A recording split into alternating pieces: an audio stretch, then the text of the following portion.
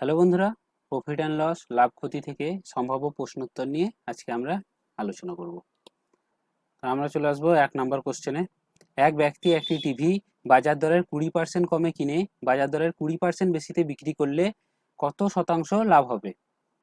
তাহলে আমরা এদিকে লিখতে পারি কেনা মূল্য অর্থাৎ কস্ট প্রাইস সিপি, আর মার্কেট প্রাইস এমপি বা মার্ক প্রাইস, আর এদিকে লিখবো সেল প্রাইস অর্থাৎ বিক্রয় মূল্য। তো মার্ক প্রাইস যদি 100 হতো, সেখান থেকে সে 20% কমে কিনেছে, তাহলে সে কিনেছে 80 টাকায়। আবার মার্কেট প্রাইসের 20% বেশিতে বিক্রি করেছে, তো মার্কেট প্রাইস যদি 100 হয়, বিক্রি করেছে 120-তে। তাহলে আমরা ক্রয় মূল্য আর বিক্রয় মূল্য দুটি পেয়ে গেলাম। তো ক্রয় মূল্য 80 টাকায় কিনে সে 80 টাকায় কিনে 120 টাকায় বিক্রি করেছে, তাহলে সে 40 টাকা লাভ করেছে। তাহলে সেটি কত পার্সেন্ট লাভ করেছে দেখে নিই। তাহলে সে 40 টাকা লাভ করেছে, আর তার কস্ট প্রাইস ছিল 80 গণিত 100%। তাহলে 0 0 কেটে গেল, 4 2 8 আর 2 50 100। তাহলে তার প্রফিট পার্সেন্টেজ হচ্ছে 50%, অর্থাৎ অপশন এ হয়ে যাবে রাইট অ্যান্সার। এবার আসবো 2 নম্বর কোশ্চেনে। 16.23% লাভে ক্রয় মূল্য ও বিক্রয় মূল্যের অনুপাত কত? তো 16.23 কি 23%কে আমরা প্রথমে ফ্র্যাকশনে ভেঙে নেব। তাহলে 16 3 48 আর 2 50, 50/3%। এবার আমরা যদি পার্সেন্টেজ উঠাতে যাই, তাহলে নিচে 100 দিয়ে গুণ হবে। তাহলে এইদিকে কেটে গেল 50 2 100, তাহলে 1/6। তাহলে তার 6 টাকা যদি ক্রয় মূল্য হয়, তাহলে বিক্রয় মূল্য হবে তার থেকে 1 টাকা বেশি, অর্থাৎ ক্রয় মূল্য অর্থাৎ সিপি আর বিক্রয় মূল্য অর্থাৎ এসপি। তো ক্রয় মূল্য যদি 6 টাকা হয়, বিক্রয় মূল্য হয়ে যাবে 6 আর 1 7। তাহলে আমাদেরকে সেটাই অনুপাত জিজ্ঞাসা করেছে, ক্রয় মূল্য ও বিক্রয় মূল্যের অনুপাত কত? তাহলে 6:7। তাহলে হয়ে গেল অপশন এ 6:7, এটা হচ্ছে রাইট অ্যান্সার। এবার আসবো 3 নাম্বার কোশ্চেনে। একটি সাইকেল বিক্রি করে 12.12% ক্ষতি হলে ক্রয় মূল্য ও বিক্রয় মূল্যের অনুপাত কত? তো সাইকেলে তার 12.12% ক্ষতি হয়েছে, তাহলে দেখে নেবো 12.12%-এর ফ্র্যাকশন ভ্যালু কত। 12 2 24 আর 1 25, 25/2%। তো এটাকে যদি পার্সেন্টেজ উঠাতে যাই, নিচে 100 দিয়ে গুণ হবে। তো 25 4 100, তাহলে আমরা পেয়ে গেলাম 1/8, অর্থাৎ 8 টাকায় যদি কেনে আর এটা বলেছে ক্ষতি, তাহলে সে বিক্রি করেছে 1 টাকা কমে। তাহলে আমরা লিখতে পারি সিপি অর্থাৎ ক্রয় মূল্য আর এসপি অর্থাৎ বিক্রয় মূল্য। তো সে 8 টাকায় যদি কেনে 1 টাকা ক্ষতি করেছে, তাহলে সে 7 টাকায় বিক্রি করেছে, তাহলে সেটাই হয়ে গেল তার অনুপাত। তো ক্রয় মূল্য ও বিক্রয় মূল্যের অনুপাত জিজ্ঞাসা করেছে, তো ক্রয় মূল্য ইস্টু বিক্রয় মূল্য সমান 8:7। তাহলে হয়ে গেল অপশন সি রাইট অ্যান্সার। এবার 4 নাম্বার কোশ্চেন। এক বিক্রেতা 5% লাভে একটি রেডিও বিক্রয় করেন। আরও 24 টাকা বেশি মূল্যে রেডিওটি বিক্রয় করলে 8% লাভ হতো। রেডিওটির ক্রয় মূল্য কত? তো প্রথমে সে বিক্রি করছে 5%-এ, আর সে যদি 8%-এ বিক্রি করতো, তাহলে তার 24 টাকা লাভ হতো। তাহলে এটার পার্থক্য দেখে নেবো কত। তাহলে সে যদি আরো 3% বেশিতে বিক্রি করতো, তাহলে সে 24 টাকা লাভ করতো। তাহলে সেই 3%-এর মান হচ্ছে 24 টাকা। তাহলে আমরা দেখে নেবো 100%-এর মান কত।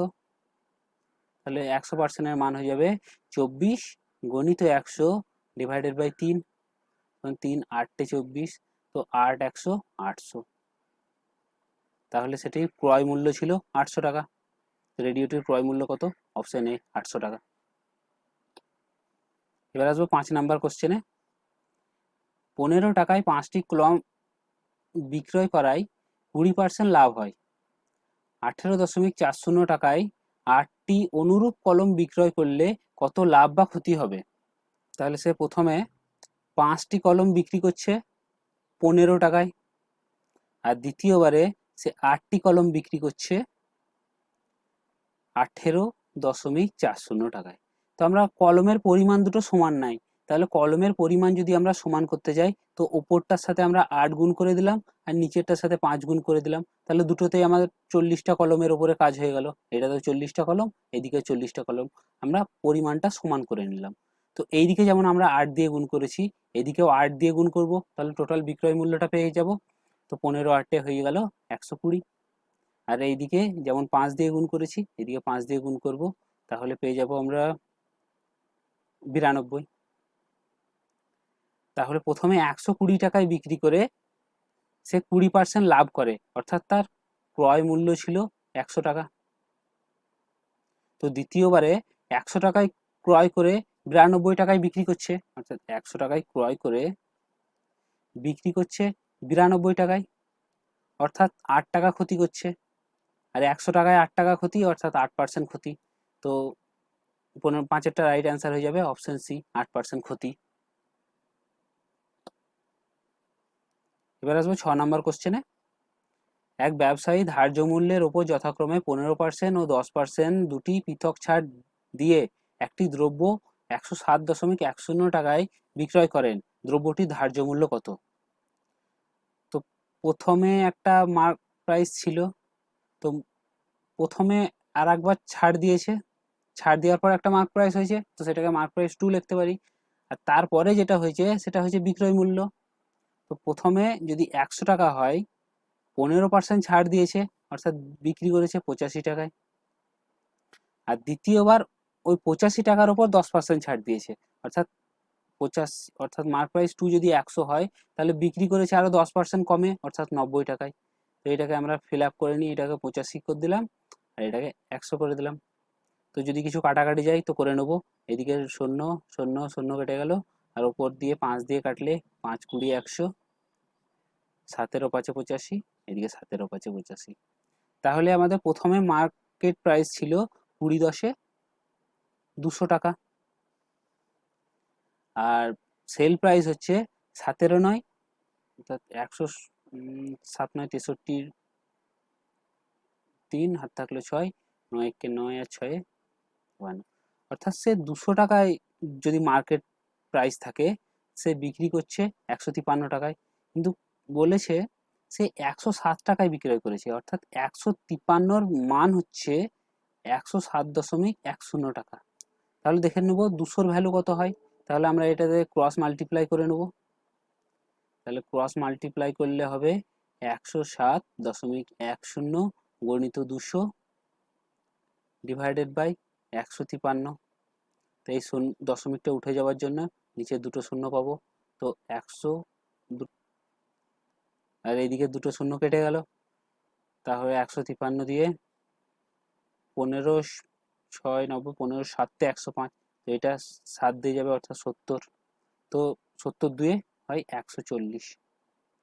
তাহলে আমরা দ্রব্যটির ধার্য মূল্য পেয়ে গেলাম। তো দ্রব্যটির ধার্য মূল্য হচ্ছে অপশন এ, 140 টাকা। এবার আসবো 7 নাম্বার কোশ্চেনে। ক্রয় মূল্যের উপরে 10% ক্ষতি, তাহলে বিক্রয় মূল্যের উপর কত পার্সেন্ট ক্ষতি? তাহলে কস্ট প্রাইস আর এদিকে সেল প্রাইস। তো কস্ট প্রাইস যদি হয় 100 টাকা, তাহলে সেল প্রাইস হচ্ছে 90 টাকা। তো এবার জিজ্ঞাসা করেছে বিক্রয় মূল্যের উপরে ক্ষতি কত। তো বিক্রয় মূল্যের উপরে টোটাল ক্ষতি তো হচ্ছে 10 টাকা, সেটা বিক্রয় মূল্যের উপরে চেয়েছে, তাহলে সেটার পার্সেন্টেজ হবে 10 ডিভাইডেড বাই 90, কারণ এবার বিক্রয় মূল্যের উপরে চেয়েছে, গণিত 100%, সমান 0 0 কেটে গেল, 100/9 সমান হয়ে যাবে 11.19%। তো এটা হয়ে যাবে অপশন সি, 11.19%। এবার আসবো আমরা 8 নাম্বার কোশ্চেনে। টাকায় 10টি দ্রব্য বিক্রয় করায় 14% লাভ হয়, টাকায় 12টি অনুরূপ দ্রব্য বিক্রয় করলে কত ক্ষতি হবে? তাহলে প্রথমে সে 10টি দ্রব্য বিক্রয় করছে ধরে নিলাম 1 টাকায়, আবার সে 12টি দ্রব্য বিক্রয় করছে 1 টাকায়। তো প্রথমে যদি সে 14% লাভ করে, তো দ্বিতীয়বার সে কত পার্সেন্ট ক্ষতি করছে? তাহলে দুটোর পরিমাণটা সমান নাই, এই দুটোর পরিমাণটা সমান নাই, তো পরিমাণটাকে সমানের জন্য এটার এলসিএম নেবো, অর্থাৎ ওপরটার সাথে আমরা 12 গুণ করে দেবো আর নিচেরটার সাথে 10 গুণ করে দেবো। তো আমরা টোটাল পেয়ে গেলাম 120টা দ্রব্য, ওপরটাও 12 10 120 আর নিচেরটা 10 গণিত 12 সমান 120। তো উপরে যেমন 12 দিয়ে গুণ করেছি, এদিকেও 12 দিয়ে গুণ করব, তাহলে হয়ে গেল 12, আর নিচে যেমন 10 দিয়ে গুণ করেছিলাম, তো এইদিকেও 10 দিয়ে গুণ করব, অর্থাৎ 10। তো প্রথমবার সে 120টা দ্রব্য বিক্রয় করছে 12 টাকায়, তাহলে প্রথমবার থেকে আমরা কস্ট প্রাইসটা পেয়ে যাব।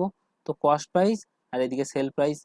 তো প্রথমে কস্ট প্রাইস যদি 100 টাকা হয়, 14% লাভ, অর্থাৎ 114 টাকায় বিক্রি করছে। তো প্রথমবারে সে 12 টাকা লাভ করছে, তাহলে সে কত টাকায় কিনেছে দেখে নেব। তো এটার জন্য আমাদের ক্রস মাল্টিপ্লাই করব। তাহলে কস্ট প্রাইস সমান হবে 12 গুণিত 100 ডিভাইডেড বাই 114। তো এটা কাটাকাটি যাবে 2 দিয়ে, 2 50 100, 2 দিয়ে 2 5 10, 2 7, অর্থাৎ 12 5 600, 600 ডিভাইডেড বাই 57, এটা পেয়ে গেলাম আমরা কস্ট প্রাইস। তো এটা 10-এর থেকে বেশি, আর সে বিক্রয় করছে 10 টাকায়। সে 10 টাকার বেশিতে কিনে সে 10 টাকায় বিক্রি করছে, তাহলে তার নিশ্চয়ই ক্ষতি হয়েছে, অর্থাৎ লস। তো লসের পরিমাণটা আমরা দেখে নেব। 600 ডিভাইডেড বাই 57 বিযুক্ত 10, এটাই হচ্ছে তার ক্ষতি। তাহলে আমরা 57 পেয়ে যাব লসাগু। তো 600 বিযুক্ত 10 গুণিত 57, 570। তো আমরা পেয়ে গেলাম 30/57, এটা হচ্ছে তার লস, আর এটা হচ্ছে তার কস্ট প্রাইস অর্থাৎ কেনা মূল্য। তো সেটা কত পার্সেন্ট ক্ষতি হচ্ছে দেখে নিই। তাহলে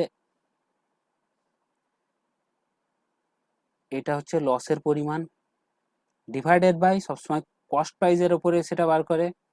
তো ডিভাইডেড বাই 600/57 ইন্টু 100%। তো এইদিকে 57, এইদিকে 57 কেটে গেল, এইদিকে দুটো শূন্য, এইদিকে দুটো শূন্য কেটে গেল, আর 6 5 30। তো আমরা পেয়ে গেলাম 5%। তাহলে তার লস হয়েছে 5%। তার কত ক্ষতি হবে? তার ক্ষতি হচ্ছে অপশন ডি, 5%। এবার আসবো 9 নাম্বার কোশ্চেনে। দ্রব্যমূল্য 12.12% হ্রাস পাওয়ায় 1 টাকায় আগের থেকে 5টি দ্রব্য বেশি পাওয়া যায়, বর্তমানে টাকায় কটি দ্রব্য পাওয়া যাবে? তাহলে 12.12% ফ্র্যাকশন ভ্যালু আমরা জানি 1/8। তো কিভাবে বের হলো সেটা একবার দেখে নিই। সমান 12 দিয়ে 24 আর 1 25, তো পেলাম 25/2%। তো পার্সেন্ট উঠানোর জন্য নিচে 100 দিয়ে গুণ করব। তো 25 4 100, তাহলে পেয়ে গেলাম আমরা 1/8। তাহলে তার নিচে যেটা থাকবে সেটা হচ্ছে ক্রয় মূল্য, আর যদি সে লাভ করে তাহলে এটা যোগ হবে, আর যদি ক্ষতি করে তাহলে এটা বিয়োগ হবে। তো এখানে হ্রাস পাওয়ার কথা বলা হয়েছে, অর্থাৎ কম হবে। তাহলে সেই আগে 8 টাকাতে যেটা 8 টাকা যেটা ছিল সেটা হয়ে গেল এখন 7 টাকা, অর্থাৎ 1 টাকা কমলো।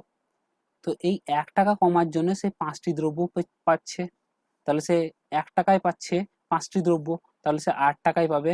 8 গুণিত 5, তাহলে 8 5 40টি দ্রব্য। আমরা এখানেও দেখে নিতে পারতাম যে 1 সমান যদি হয় 5, তো 8 সমান হবে 8 5 40। তো আমরা যেভাবে হোক এটা পেয়ে যাব। তো অপশন সি হচ্ছে 40টি। এবার আসবো 10 নাম্বার কোশ্চেনে। এক ব্যক্তি একটি দ্রব্য ক্রয় মূল্যের ওপর 10% লাভে বিক্রয় করেন, দ্রব্যটি বিক্রয় করে বিক্রয় মূল্যের ওপরে লাভ কত হবে? তাহলে একটা দ্রব্য কস্ট প্রাইস আর সেল প্রাইস, সে ক্রয় মূল্যের উপর 10% লাভ করে, অর্থাৎ ক্রয় মূল্য যদি 100 টাকা হয়, বিক্রয় মূল্য হচ্ছে 110 টাকা। এবার জিজ্ঞাসা করেছে সে বিক্রয় মূল্যের উপর কত লাভ হচ্ছে, তাহলে তার লাভ হচ্ছে তো 10 টাকা। প্রথমে আমরা সবসময় কস্ট প্রাইসের উপরে করি, কিন্তু কোশ্চেনে যদি বলা থাকে যে বিক্রয় মূল্যের উপরে বের করতে হবে, সেই ক্ষেত্রে আমরা বিক্রয় মূল্যের উপরে বের করব। তো আমার লাভ হয়েছে 10 টাকা, বিক্রয় মূল্য হচ্ছে 110 গুণিত 100%, শূন্য শূন্য কেটে গেল। তো 100/11 সমান হবে 9.1/11%। এটা হলো রাইট অ্যান্সার। তো অপশন বি 9.1/11 হচ্ছে রাইট অ্যান্সার।